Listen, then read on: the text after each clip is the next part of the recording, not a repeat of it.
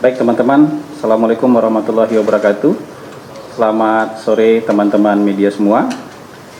Kami baru saja mengikuti sidang Kabinet Paripurna dipimpin langsung oleh Bapak Presiden Prabowo Subianto didampingi oleh Pak Pres Gibran Rakabuming Raka tadi. Dan ada beberapa hal yang disampaikan oleh Presiden. Untuk penyampaian Presiden di sidang yang terbuka tadi, teman-teman tentu sudah mengikuti dengan sangat baik dan dalam keadaan yang utuh pesan-pesannya tadi. Kemudian dalam sesi tertutup tadi juga Bapak Presiden menyampaikan beberapa hal, khususnya soal hasil perjalanan oleh beliau selama berkeliling kunjungan muhibah kemarin ke beberapa negara. Presiden menyampaikan bahwa memang kunjungan pertama beliau itu dilaksanakan ke RRC karena itu bagian dari adat istiadat kita di timur.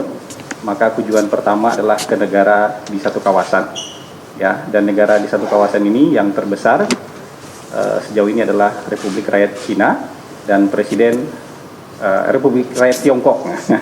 Terima kasih koreksinya Pak Melu, Republik Rakyat Tiongkok. Dan di sana juga Presiden disambut dengan sangat baik. Bahkan di hari yang mungkin tidak biasa Presiden RRC menyambut tamu, kan itu menyambut tamu di hari Sabtu pada waktu itu. Jadi ini sebuah penghormatan yang luar biasa dan kita memang punya hubungan yang sangat dekat dengan RRT.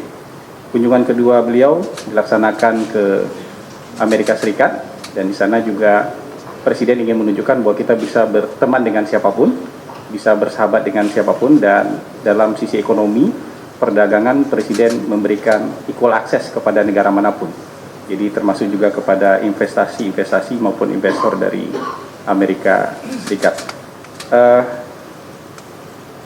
Ketika bertemu dengan Perdana Menteri India, Presiden mendapatkan undangan untuk hadir di Hari Nasionalnya India di bulan Januari nanti, tanggal 26, dan Perdana Menteri India secara khusus meminta kita juga menjadi bagian dari defile.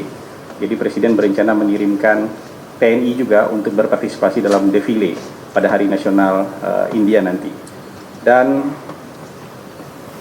Bapak Prabowo ketika bertemu dengan Raja Inggris yang ada juga WWF di sana, kemudian WWF meminta kepada Pak Prabowo untuk ada wilayah konservasi bagi gajah. Waktu itu diminta 10.000 hektar di Aceh untuk wilayah konservasi gajah. Pak Prabowo bilang tidak 10.000. Pak Prabowo kemudian menyumbangkan lahan beliau sebesar 20.000 hektar untuk konservasi gajah yang akan nanti dikelola oleh WWF. Dan Pak Prabowo juga menyampaikan bahwa kita sebagai negara yang memperjuangkan national interest kita tidak akan bergabung dengan blok pertahanan manapun, tapi kita akan join dengan berbagai blok ekonomi yang menguntungkan kepentingan bangsa kita.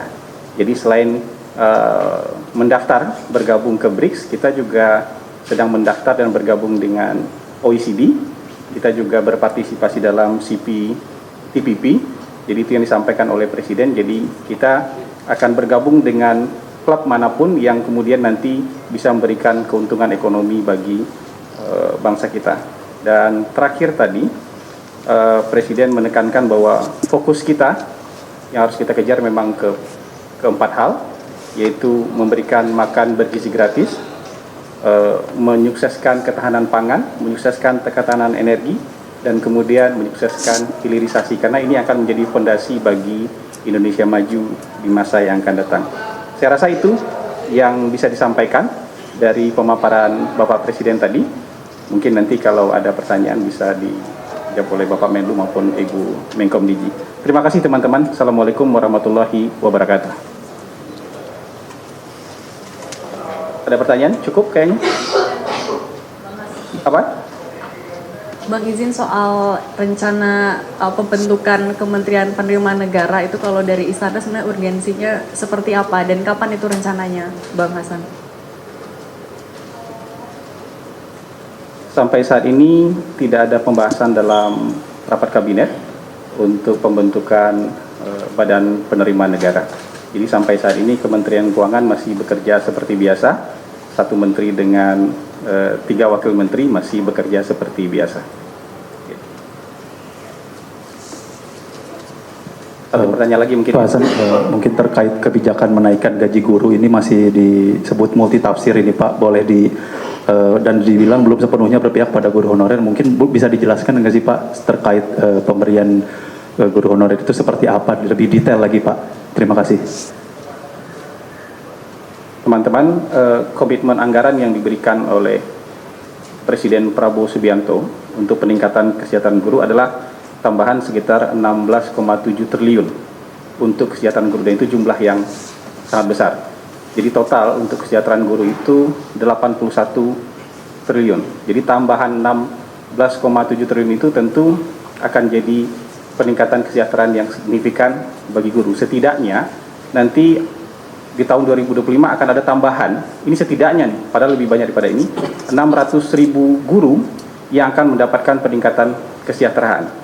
Guru-guru yang ASN, di antara 600.000 ini, guru-guru yang ASN akan mendapatkan penambahan tunjangan sebesar 1 kali gaji, dan guru-guru non-ASN akan ditingkatkan tunjangannya menjadi 2 juta rupiah. Ini akan melengkapi 1,3 juta guru yang sebelumnya sudah mendapatkan peningkatan kesejahteraan, tunjangan kesejahteraan. Jadi total nanti di tahun 2025 jumlah guru yang mendapatkan peningkatan kesejahteraan itu berjumlah 1,9 juta orang.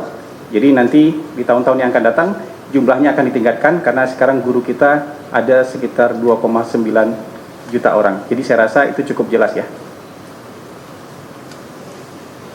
Cukup ya teman-teman, terima kasih. Selamat sore, Assalamualaikum warahmatullahi wabarakatuh. Izin Mas, satu lagi soal pertemuan Pak Prabowo ke RRT kemarin Pak. Pak Menlu boleh mungkin sedikit. Ini update-nya saja Pak, ini terkait dengan penegasan kembali kedaulatan Indonesia dalam South China Sea ini seperti apa kalau dilihat update-nya. Karena kemarin setelah pertemuan Pak Prabowo dengan Xi Jinping di RRT, ini dari pengamat banyak yang menilai bahwa kedaulatan Indonesia terhadap LCS ini cukup melunak dinilainya Pak. Bagaimana sebenarnya terkait dengan overlapping claims itu sebenarnya mencakupi apa saja? Dan kalau diingat juga yang kedua, Pak Menlu sempat ke BRICS awal-awal setelah dilantik Presiden, update-nya apakah ada perbincangan ke arah sana juga? Seperti itu Pak, terima kasih. Rio dari CNN TV Pak. Baik, terima kasih. Yang pertama, kita tidak punya pergeseran standing apapun terkait kedaulatan di wilayah Laut Cina Selatan. Yang kedua yang ingin kita lakukan adalah melakukan kerjasama dan kolaborasi dengan RRT di daerah-daerah yang masing-masing mempunyai klaim untuk kepentingan ekonomi dan keuntungan masing-masing kita. Jadi sekali lagi seperti apa yang tercantum di teks yang di joint statement itu, bahwa kerjasama ini akan dilakukan dan akan dibentuk suatu komite bersama untuk membahas detailnya, termasuk lokasi geografisnya, tepatnya di mana, dan masing-masing pihak juga tetap berpegang pada hukum yang relevan yang berlaku di masing-masing negara. Jadi tidak ada pergeseran standing mengenai masalah kedaulatan. Kemudian yang kedua mengenai BRICS, maaf tadi pertanyaannya.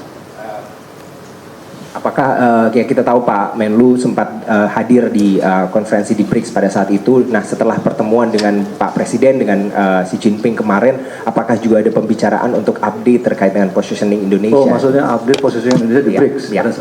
Baik, yang pasti dari pertemuan itu berbahas soal BRICS, Presiden Xi Jinping juga menyampaikan bahwa pihak Tiongkok juga akan mendukung masuknya Indonesia sebagai anggota BRICS, dan sekarang prosesnya masih bergulir.